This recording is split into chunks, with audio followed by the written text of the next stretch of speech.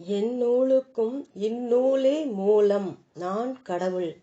தத்துவ ஞானி ஞானவள்ளல் பரஞ்சோதி மகான் இயற்றியது. காட். கடவுள்.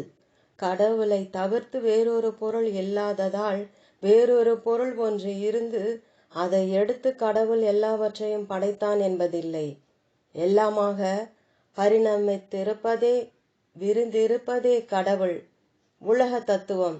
எங்கும் பூரணமான இருட்டில் ஒன்றுமில்லாது ஓர் அணுவாயிருந்த கடவுள் என்ற ஆதி நான் என்ற துணிகரமாகி வியாபகத்தில் நினைப்பாகி வேதத்தில் சப்தமாகி உருவத்தில் நெருப்பாகி என்றென்றைக்கும் குறைந்திடா பெருக்கம் கொண்ட அந்நெருப்பின் பொறிகளே அணுக்களாகி எங்கும் நிறைந்த இருட்டில் அவ்வணுக்களே வேகமாக பரவி அவ்வேகம் குறைந்ததும் அங்கங்கு அவ்வணுக்களின் இயல்பால் ஒன்று சேர்ந்து அச்சேர்க்கையால் சுழலுதல் விலகுதல் உருளுதல் புரளுதல் அடங்கிய இழுக்கும் சக்தியுள்ள நட்சத்திர உலக பூமிகளாகி அணுக்களே அணுக்களுக்கு வாகனமும் உணவுமாகி அதனால் உயிர்களின் வளர்தல் நகர்தல் நடை ஓட்டம் யாவுமாகி தாவரமற்ற உருவங்கள் உட்பட ஊற்றுணர்ச்சியும் தோற்றமும் உள்ள ஜீவராசிகளாகி மனிதர்களாகி சுவை நோவு இன்பம் இவைகளில் சூட்சுமமாகி அம்மனிதர்களில் அநேக காரியங்களால் உள்ள அனுபோக காரணத்தால் பேச்சாலும் நுண்ணறிவாலும் அறிவு உயர்வாகி அதனால் பக்தியோக ஆராய்ச்சிகளாகி முடிவில் தன்னைத்தான் அறிந்து இவைகள் யாவும் தன் வேறுபாடுடைய பரிணாம வேக விளைவாக இருப்பதை விளக்கமாக அறிந்து கொள்வதே ஞானமாகும். இதுவே உலகங்களின் தத்துவம். எப்பொருளையும் எடுத்து ஆராய்ந்தீர்களானால் இருள் துணிவு நிறைவு ஓசை ஒளி அணுக்கள் இவையாவும் பிரிக்க முடியாது ஒன்று சேர்ந்து இருப்பதை அறியலாம். இதை அறியாத போது கடவுள் ஒருவன் தனியாக இருக்கிறான் என்று தேடவும் சொல்லவும் வேண்டியதாய் இருந்தது. இருள். முப்பாழுக்கும் அப்பால் சென்று அப்பாலுக்கு அப்பால் பெரும்பாழ் இருள் என்று அறி. இருளில்லா வித்தில்லை, இருளில்லா ஜீவனில்லை, இருளில்லா உலகமில்லை, இருளில்லா இடமில்லை. இருளில்லையேல் ஏகமும் இல்லையே இல்லை என்பது திண்ணம். ஏக்கத்திற்கு இடமாயுள்ளதும் படைக்கப்படாததும் படைக்க சக்தியற்றதும் ஒரு பொருளாக இல்லாததும் எல்லா உருவத்திலும் உள்ளும் புறமும் விளக்கப்பட முடியாது நிறைந்து உள்ளதும் இருள் அல்லது சூன்யமே. உதாரணம், ஒரு இருட்டு அறையில் வெளிச்சம் புகுமே ஒழிய இருள் புகாது.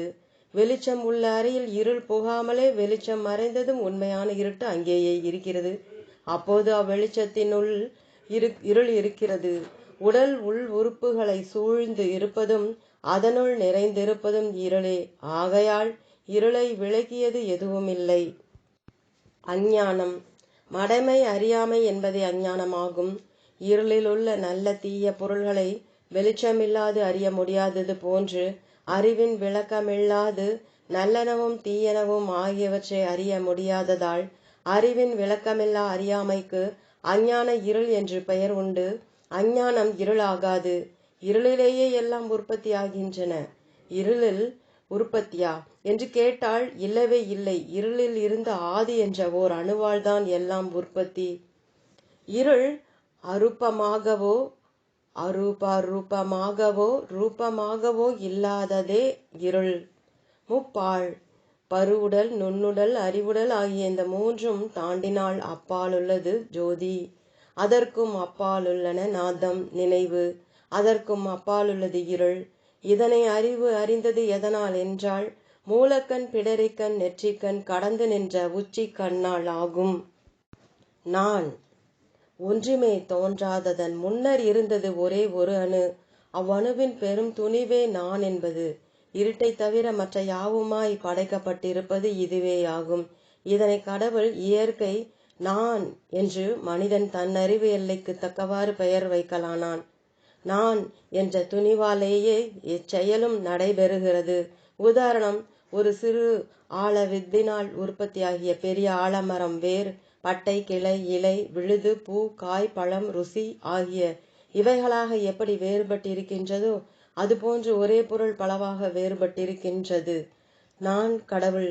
நான் என்ற ஒரே ஒரு பொருள் ஒரு பொருளாய் இருந்தபோது ஒரு செயலும் இல்லாதிருந்தாலும் அந்த ஒரே பொருள் அநேக பொருளாகவும் செயல்களாகவும் வேறுபட்ட போது கடவுள் என்று அதற்கு பெயர் ஏற்படலாயிற்று. அதன் விளக்கத்தை இந்நூல் அறிவிப்பதால் இந்நூலுக்கு நான் கடவுள் என்று பெயர் அமைந்துள்ளது.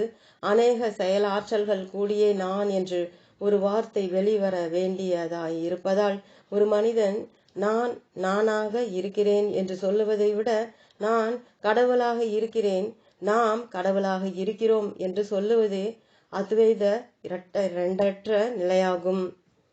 உதாரணம், நான் அதை பார்த்தேன் என்பதில் நான் என்னும் துணிவு மட்டும் பார்த்தேன் என்று சொல்ல முடியாது. நான் என் உடலால், என் புலனாகிய கண்ணால், என் அறிவால், என் சப்தமாகிய சொல்லால், என் துணிவால் நான் அதை பார்த்தேன் என்றுதான் சொல்ல முடிகிறது. இதில் ஏதோ ஒன்றாவது குறையாக இருந்தால் அதை சொல்ல முடியாது. சிறிய நான் பெரிய நான், தனக்கும் விளக்கமில்லாது பிறர் அறிந்த உண்மைகளையும் ஏற்றுக்கொள்ளாது பிடிவாதத்தோடு பேசுவதும் செயலாற்றுவதும் சிறிய நான். ஏகமாய் எல்லாமாய் வேறுபட்டிருப்பது பரிணமித்திருப்பது பெரிய நான்.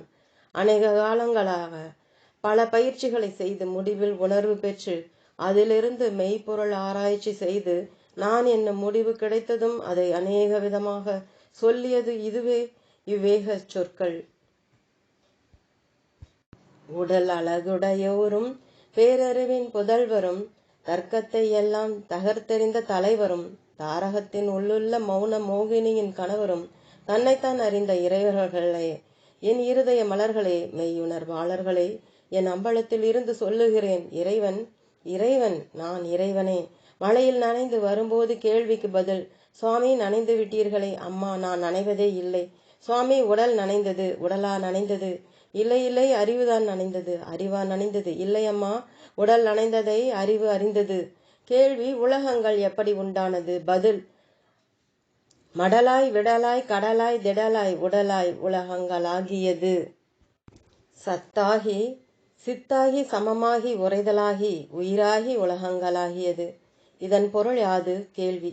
பதில், மடலாய் மலராத முட்டு போன்றிருந்த ஒரே ஒரு அணு விடலாய் விருந்து வெளிச்சமாகி கடலாய் எங்கும் பரவி திடலாய் பல்வகையாக உறைந்து உடலாய் உயிரினங்களாகி உலகங்களாகியது, பல்வேறு உலகங்களாகியது. சத்தாயிருந்த ஒரே ஒரு அணு விரிந்து வெளிச்சமாகி எங்கும் பரவி பல்வகையாக உறைந்து உயிரினங்களாகி பல்வேறு உலகங்களாகியது.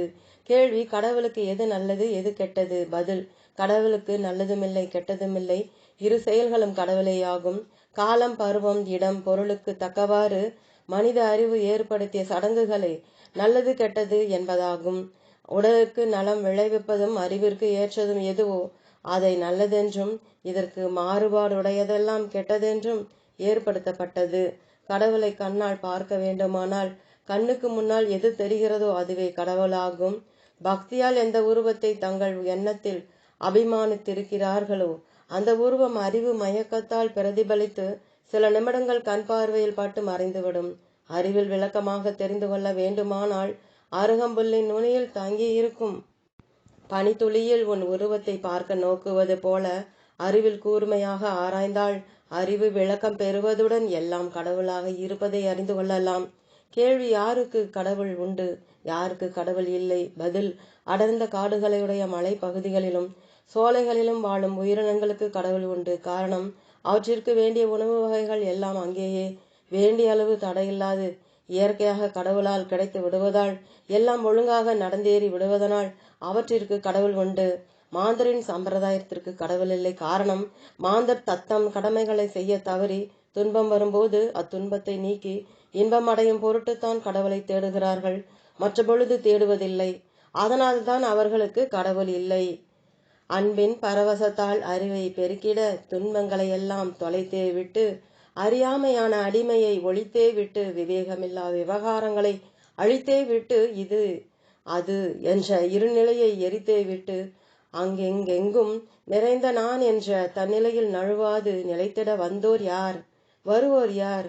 அவரே என் நிலைக்கு உடையோர், தன்னிலை அடைவோர். நானே நீ, நீயே நான், நானும் நீயும் நானே நான். எட்டாத தற்பரத்தை எட்டி எட்டி உட்புறமாய் உற்றென்று உற்று நோக்க நோக்க அப்பரமும் இப்பரமும் ஏக பராபரமும் என்னுள் நான் அறிந்தேன். நினைவிடத்தில் நினைவை நினைத்து நினைவை நிறுத்தி நினைவை சுழற்றி நினைவில் நிலைத்து நினைவாய் நினைவில் நினைவோடு நின்ற நினைவும் நானே. தன் நிலையில் தானாகி ஓங்கார ஒளியுமாகி விண்ணாகி மீனாகி நட்சத்திரமாகி நீராகி நிலனாகி தாவரமும் ஆகி வித்தாகி உருவாகி விந்தாகி மனுவாகி மனிதனாகி மதியாகி நீதியாகி நிலையாகி நிலைத்தலாகி நின்றமர்ந்த நிலையில் அறிவில் அறிவாய் தானாகி நான் என்ற நிலையே தன்னிலை. வேறு வேறு முளை வேறு மரம் வேறு வித்து வேறு சுவை வேறு சுகித்தறிந்த என் அறிவுதான் வேறோ. துளி வேறு மலை வேறு நீர் வேறு ஆறு வேறு கடல் வேறு கண்டறிந்த என் கருத்துதான் வேறோ. நிலம் வேறு கால் வேறு தலை வேறு உடல் வேறு வீடு வேறு ஊர் வேறு உலகம் வேறு இதனுள் அனுபவித்து வந்த என் ஏக்கம்தான் வேறோ. காது வேறு கண் வேறு கருத்து வேறு மதி வேறு நீதி வேறு நாடி வந்த என் நாட்டம்தான் வேறோ. வெப்பு வேறு நெருப்பு வேறு வெளிச்சம் வேறு உருவு வேறு அவன் வேறு சூரியன் வேறு ஜோதி வேறு என் சொரூபம்தான் வேறோ. துணி வேறு ராகம் வேறு நாதம் வேறு சப்தம் வேறு வேதம் வேறு ஜபம் வேறு என் சொல்தான் வேறோ. நினைவு வேறு உணர்வு வேறு உயிர் வேறு சக்தி வேறு கடவுள் வேறு எங்கெதிலும் நிறைந்த நான் வேறோ. வேறில்லை நானே இதை பார்ப்பது யாரோ அவனே நான். அவனன்றி ஓர் அணுவு அசையாது. ஆம் உன் நினைப்பின்றி ஒன்றும் அசையாது. கேள்வி கடவுளின் தன்மைதான் என்ன? பதில் இப்போது கேள்வி கேட்பதும் பதில் சொல்லுவதும் கடவுளே. கேள்வி ஆன்மாவுக்கும் அன்பு அருள் அறிவுக்கும் வேறுபாடு என்ன? பதில் கனியை போன்றது ஆன்மா, வாசனையை போன்றது அன்பு, அழகு போன்றது அருள், சுவையை போன்றது அறிவு. கேள்வி இந்நூல் தாங்கள் எழுதியதா? பதில் இல்லை, நீ எழுதியதே. கேள்வி நானா எழுதியது? பதில் ஆம், நானே எழுதியது. நீயே எழுதியிருக்கிறாய், நன்றாய் பார். கேள்வி எந்நூலுக்கும் இந்நூலே மூலம் என்றதற்கு ஆதாரம் என்ன? பதில் ஆதாரம் நானே. கேள்வி மற்ற நூலின் ஆதாரவில்லையா? பதில் அப்பா, எல்லா நூலும் என் ஆதரவை அடைய என்னையே போற்றி தேடி வருகின்றன. இது எழுதியது வேறொருவர் என்று எண்ணாது நீயே எழுதியதாய் ஆராய்ந்தால் நீ என்ற நான் பிடிபடும். கேள்வி இந்நூல் பார்ப்பதால் பயன் என்ன? பதில் அப்பா மகிழ்ச்சி, எல்லா தத்துவங்களின் முடிவையே சொல்லியிருக்கிறேன். முடிவறிய முற்படுவோர்க்கு முடிவும் அறிந்து அறிந்ததற்கு தக்க ஆராய்ச்சியும் நிறைந்திருக்கிறது. உதாரணம், கரை தெரியாது தத்தளிக்கும் கப்பலுக்கு கடலில் கரை காட்டுவது போல உலகில் உண்மையறிய அநேக யுகங்களாய் அநேகர் பாடுபட்ட பயனையும் நான் குண்டலியின் பேரின்பத்தில் 13 ஆண்டுகள் அனுபவித்து அறிந்த உண்மையையும் என் முடிவுக்கு மேல் முடிவில்லா மூல முடிவையுமே இந்நூலில் சொல்லியிருக்கிறேன். நான் பட்ட துன்பங்களும் அடைந்த பயன்களும். உடல் ஒடுங்கி உருகினேன், உள்ளம் கசிந்து உருக்க நீர் வடித்தேன், உண்மையால் என அடைந்தேன், உருவ பொருளை உச்சியில் அமர்த்தினேன், உலகங்களுக்கெல்லாம் ஒருவனாய் உருவானேன், பற்றான பற்றிலை பாவனையாய் இருந்து பற்றற்ற நிலையில் அமர்ந்து பணிவில்லா துணிவை பகர்ந்தீர்ந்தேன். பட்டேன், படாத பாடெல்லாம் பட்டேன், பலன் உலகாதி உலகங்களெல்லாம் பார்த்தேன், எல்லா உலகங்களும் என் உலகங்கள்தான், படியாத மொழி ஒன்றுமில்லை, படித்து பாடும் மொழியெல்லாம் என் மொழிதான், அறிய வேண்டிய பொருளெல்லாம் அறிந்தேன், ஆகியிருக்கும் பொருளெல்லாம் என் பொருளைதான், உடலால் சென்றேன், நுண்ணுடலால் சென்றேன், உள்ளுள்ள அறிவால் உணர்வு அறிவால் சென்றேன், இங்கும் அங்கும் சென்றேன், எங்கும் நிறைந்தவன் நான் ஒருவனே. உயர் உணவு விரும்பினேன், உயர் உடை விரும்பினேன், உலக புகழ் விரும்பினேன், நான் யார் என்றறிய விரும்பிய விருப்பத்தின் ஊக்கத்தால் தன்னிலை அறிந்தவன் யான். கேள்வி நீங்கள் வணங்குகின்றீர்களா? பதில் அப்பா, நான் அநேக இடத்தில் வணங்க வைத்து கொண்டும் உன்னிடத்தில் சரியாக பேசிக்கொண்டும் நான் என் நிலையிலேயே இருந்து கொண்டும் இருக்கின்றேன். அன்பால் நிரம்பி அதுவாய் அமர்ந்தேன். கேட்கும் சொல்லெல்லாம் என் சொல்லே, பார்க்கும் ரூபமெல்லாம் என் ரூபமே, நடக்கும் செயலெல்லாம் என் செயலே, நானே என்னில் நானானதில் நாமே நாமானோம்.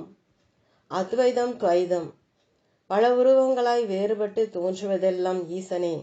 ஈசன் என்று தனியாக வேறு ஏதோ இருப்பதாக தேடுதலால் தான் முதல் நிலையாயுள்ள இரண்டற்றதே அத்வைதமே இரண்டாகின்றது, துவைதமாகின்றது. ரூப துவைதம். சிலை, விக்கிரகங்கள், படம் இவைகளை வைத்து பூஜை செய்வதும், சமாதிகளை தரிசிப்பதும், ஜெபிப்பதும், பல விழாக்களை நடத்துவதும், ஒன்றையே சிறப்பாக வணங்குவதும் ஆகிய இவையெல்லாம் ரூப துவைதமே. அரூப துவைதம் எவ்வுருவங்களையும் வணங்காது வரம் வேண்டுதல், உருவேற்றல், யோகம் செய்தல், தத்துவ விசாரணை செய்தல் ஆகிய இவையெல்லாம் அரூப துவைதம். சுத்த அத்வைதம் அறிவினுடைய அனுபவத்தின் விளக்கத்தால் தன்னிலை அறிந்து எதையும் வணங்காதவர்கள் சுத்த அத்வைதக்காரர்கள். பக்தி நிலை அறுவகை ஆனவ. நாடுதல், நடத்தல், கேட்டல், தெளிதல், தேர்தல், அடைதல். நாடுதலில் நடத்தல், நடத்தலில் கேட்டல், கேட்டலில் தெளிதல், தெளிதலில் தேர்தல், தேர்தலில் அடைதல், அடைதலில் அனுபவம் முடிவாகிறது. நாடுதலில் வெகுகாலம், நடத்தலில் வெகுகாலம், கேட்டதில் சிறிது காலம், தெளிதலில் வெகுகாலம், தேர்தலில் சிறிது காலம், அடைதல் அப்பொழுதே ஞான நிலை ஐவகையானவ. நினைத்தல், நிலைத்தல், உணர்தல், அறிதல், அடைதல். நாஸ்திகம், ஆஸ்திகம் அறிவுக்கு விளக்கமில்லா நம்பிக்கையுடனும் ஒரே பிடிவாதமாகவும் கடவுளை பற்றி பேசுவது ஆஸ்திகம். அதன் தத்துவ ஆராய்ச்சியோடு விளக்கமாக பேசுவது நாஸ்திகம்.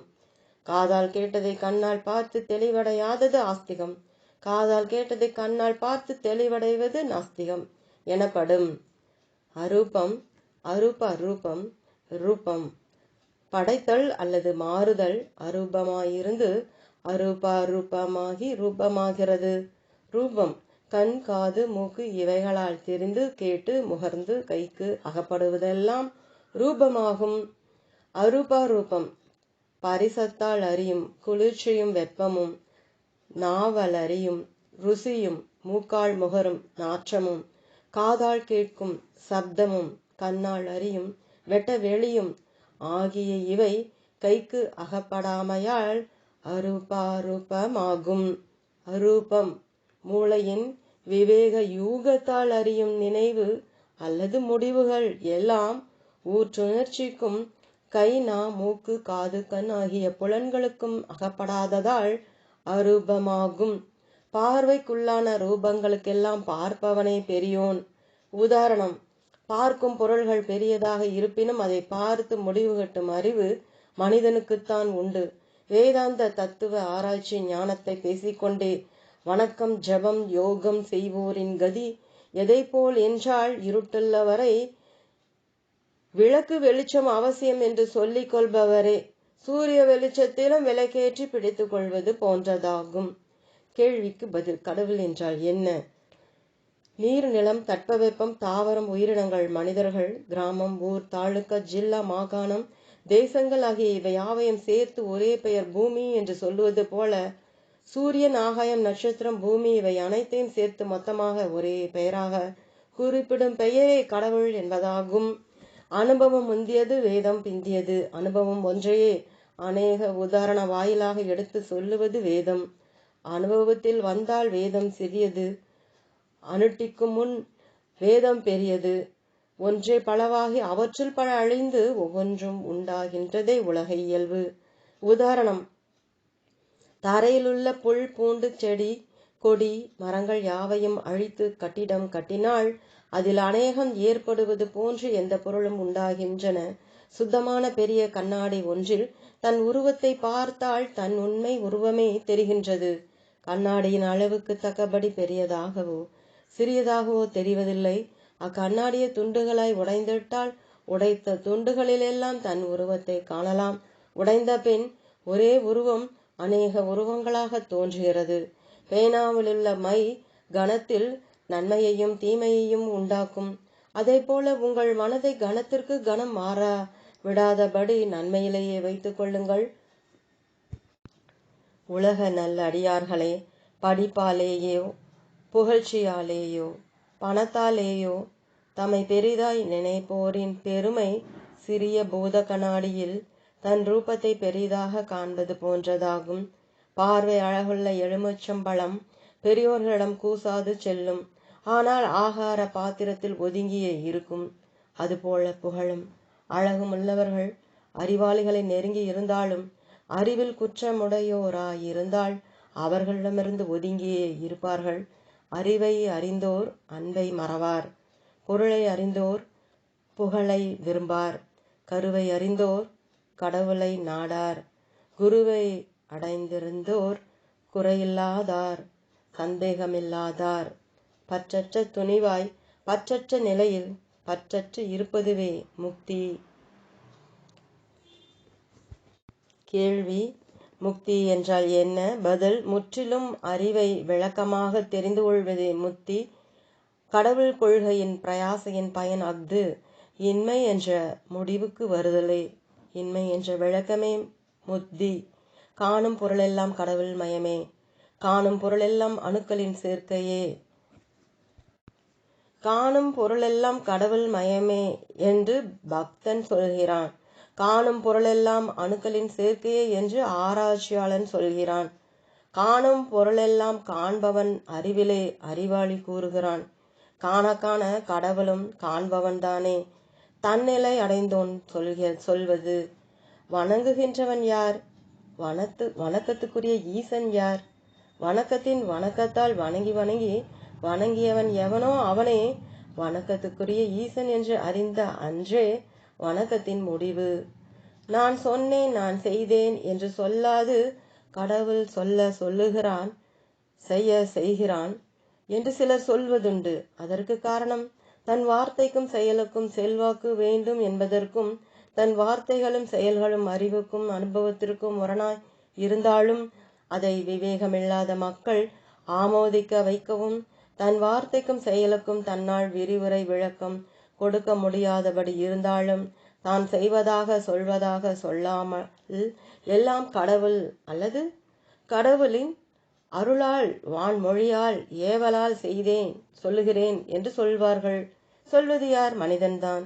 மிக வேகமாய் பறக்கக்கூடிய பறவைகளாயினும் ஆகாய விமானங்களாயினும் மீண்டும் தரையில்தான் வந்து நிற்பது போல மிக பேரன்பு பெரிய நம்பிக்கையால் தோன்றும் எண்ணத்தில் வானுலகு துன்ப உலகு பிற உயிருக்கு இன்னா செய்யாமை பிற உயிருக்கு இன்னா செய்தல் பிறப்பு என்னும் கற்பனைக்கு ஈடுபட்டு அறிவாய் சிறிது காலம் இருப்பினும் ஆராய்ச்சி அறிவு பெருகிய போது மீண்டும் இயற்கையில்தான் வந்து முடிவடைவார்கள். நினைப்பு. நான் என்னும் எண்ணம் பரவிய பரப்பே நினைப்பு. உதாரணம்: ஒரு மலரின் தோற்றம் சிறிதாகவே இருக்கும், அதன் நறுமணம் மிக்க தூரம் வரையில் பரவி இருக்கும். ஒரு மனிதனது நினைப்பின் சக்தி 80,000 கோடி மைல்களுக்கு மேல் பரவி இருக்கிறது. அதை அறியக்கூடிய அறிவுடைய மனிதனுக்கு அறிவின் வேகம் ஒரு நொடிக்கு 20,000 மைலுக்கு மேல் வேகம் உள்ளது. மனிதனின் நினைப்பின் விரிவு எங்கும் நிறைந்து இருக்கிறது. அதை அறியக்கூடிய தன்மை அவரவர் அறிவை பொறுத்தது. மனிதனின் நினைப்பு இல்லாத இடமே இல்லை. அவன் பாராத இடம் உண்டு. ஒன்றில்லாது இருந்தது ஒன்று, ஒன்றே இருந்தது ஒரு அணு, அணுவாய் இருந்தது நான், நானாக இருப்பது நினைப்பு, நான் என்ற வேகமே நாதம். நாதமயமாய் இருப்பது நினைப்பு, நான் என்ற உணர்ச்சியை நெருப்பு, நெருப்பாய் இருப்பது நினைப்பு, நெருப்பின் பொறிகளை அணுக்கள், அணுவாய் நிறைந்தது நினைப்பு, அணுக்களின் சேர்க்கைய உலகம், உலகங்களாய் இருப்பது நினைப்பு, நான் என்பதற்கு ஒரு கரு, கருவாய் இருப்பது நினைப்பு, கருவுக்கு ஒரு உடல், உடலாய் இருப்பது நினைப்பு, உடலில் இருப்பது உயிர், உயிராய் இருப்பது நினைப்பு, உடலால் ஏற்படுவது அறிவு, அறிவில் இன்பிப்பது நினைப்பு, அறிவு அடைவது உணர்வு, உணர்வாய் இருப்பது நான். ஓ மனிதனே, நீ எங்கும் நிறைந்தே இருக்கிறாய். உனது உடல் உணர்ச்சியை தொட்டால் உணரும் உணர்ச்சி, உணரும் அறிவு வாயிலாக நீ உன் உடல் முழுவதும் நிறைந்திருக்கிறாய். 2 மைல் சுற்றளவில் இருக்கும் நறுமணத்தை உன் மூக்கால் முகரும் அறிவின் வாயிலாக அச்சுற்றளவு முழுதும் நீ நிறைந்திருக்கிறாய். 18 மைல் சுற்றளவில் உண்டாகும் ஒளியை உன் காதால் கேட்கும் அறிவு வாயிலாக அப்பரப்பிடம் முழுதும் நிறைந்திருக்கிறாய். 60 மைல் தூரத்தில் உள்ள பொருள்களையும் ஞாயிறு, திங்கள், விண்மீன்கள், ஆகாயவெளி ஆகிய இவற்றை உன் கண் கொண்டு பார்க்கும் அறிவின் வாயிலாக அப்பரப்பிடம் முழுதும் நீ நிறைந்திருக்கிறாய். உலகெங்கும் முன்னதாகவே நீ சுற்றி பார்த்திருந்து இப்போது இருந்த இடத்திலிருந்து அவைகளை நினைக்கும் போது நீ நினைக்கும் அறிவின் வாயிலாக உலகம் முழுவதும் நீ நிறைந்திருக்கிறாய்.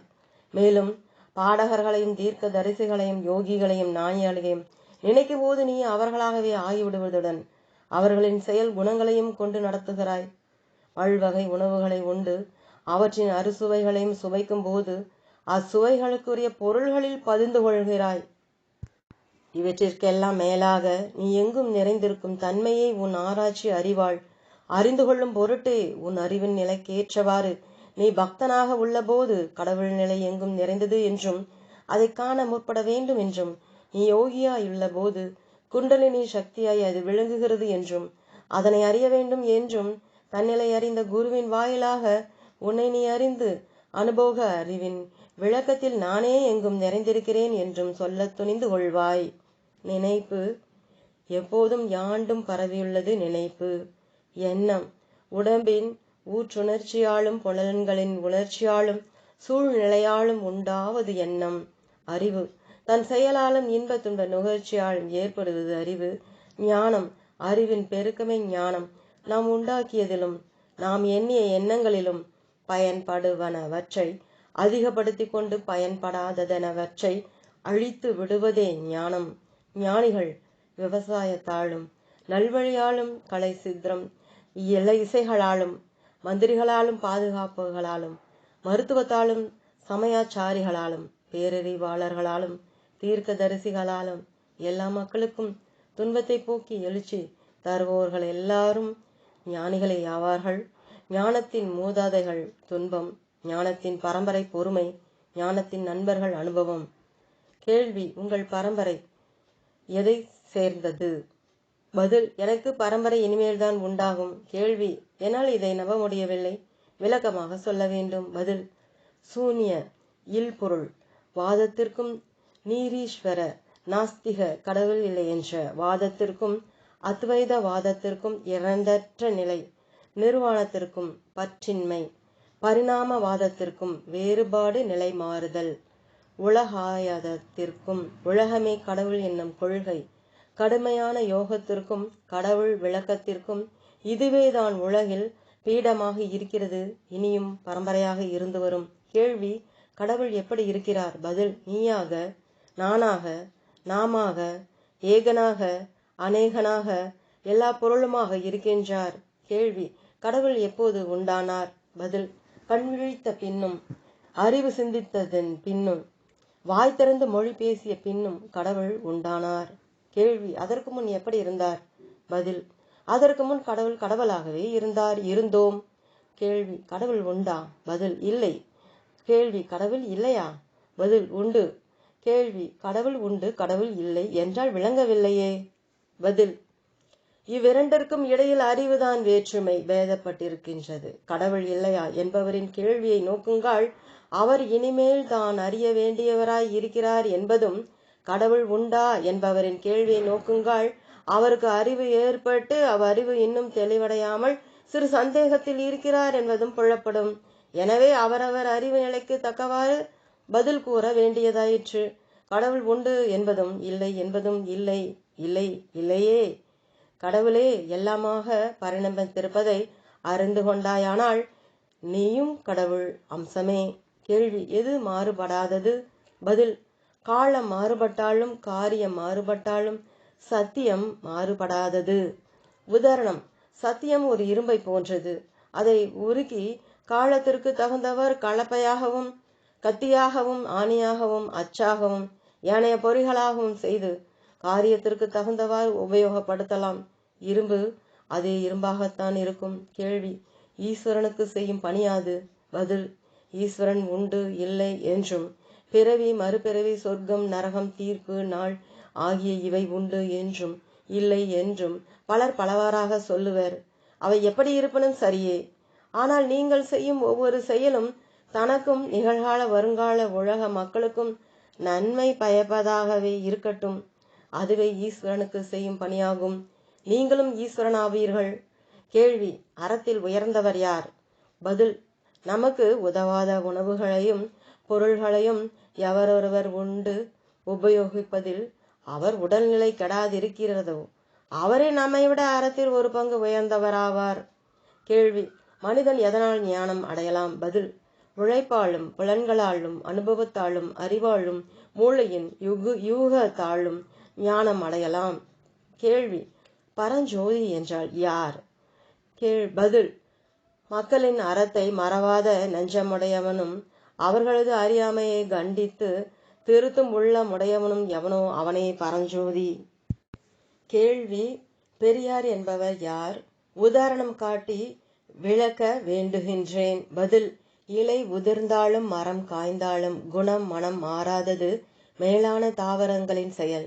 அதுபோன்று சமய சந்தர்ப்பங்களினால் ஏற்படும் இடையூறுகளினால் தனது ஒழுக்கம், உயர்நடை, நீதி, குணம் ஆகிய பண்புகளில் எவர் நீங்காதிருக்கிறாரோ அவரே பெரியார் எனப்படுவர். கேள்வி: உலகம் எங்கே இருக்கிறது? பதில்: மயக்கமில்லாத மூளையில் இருக்கிறது. கேள்வி: உலகம் எப்போது உண்டானது? பதில்: நீ பிறந்த அன்றே. கேள்வி: உலகம் எப்போது முடிவடைகிறது? பதில்: நீ மறைந்த அன்றே.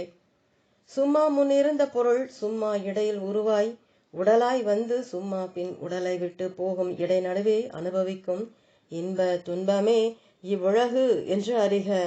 ஒருவரை ஒருவர் சந்திக்கும் போது எங்கே வந்தீர் என்று கேட்டால் முதலில் சும்மா வந்தேன் என்று சொல்லுவர், பின் வந்த காரியங்களை சொல்லுவர். அதுபோல சும்மா இருந்த பொருள் சும்மா வந்து சும்மா இருக்க முடியாததால் தானே ஏற்படுத்தி கொண்ட காரண காரியங்களே உலக நிர்வாகங்களாகும். கேள்வி: எதை அறிந்து கொண்டால் அறிவு நிம்மதியடையும்? பதில்: ஒரு பொருளே பல பொருளாய் பரிணமித்திருப்பதை அறிந்து கொள்வதே தன் அறிவின் நிம்மதி. கேள்வி: அறிவாளிகள் மகான்களின் நினைவாக திருநாள் கொண்டாட வேண்டிய அவசியம் என்ன?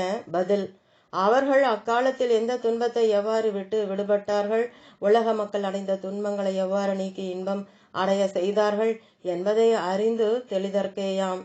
காட்டை விட்டேன், வீட்டை விட்டேன், என் பெயரையும் விட்டிட்டேன், ஊரை விட்டேன், உற்றார் உறவினரை விட்டேன், என் சமயத்தையும் விட்டிட்டேன், பெறுவதும் விட்டேன், பிறப்பதும் விட்டேன், நான் பிணமாவதும் விட்டிட்டேன், என் விருப்பப்படி இருப்பேன், என் அம்பலத்தில் அமர்ந்ததால் என் விருப்பத்தில் நான் இரண்டர கலப்பேன். மாளிகையில் உள்ள யோகிகள் கல்லனை கண்டு பிடிக்கும் முன் பலர் மேல் ஐயம் உண்டாக்குவது போன்றே தன் உடலில் உள்ள கடவுள் என்ற தன்னிலையை கண்டுபிடிப்பது அவ் யோகியனை கண்டு பிடித்ததை போல சான்றுகள் இருந்தாலேயே வெளியிட முடியும். அஃதே போன்று நான் என்ற தன்னிலை அடைந்ததன் பின் அவ்வுண்மையை தெரிவிக்க பல உதாரண வாயிலாக ஆதாரங்களுடன் எடுத்துக்காட்டி வெளியிட வேண்டியதாயிற்று. பெருமகிழ்ச்சியில் சொல்லிய கருத்துரைகள்.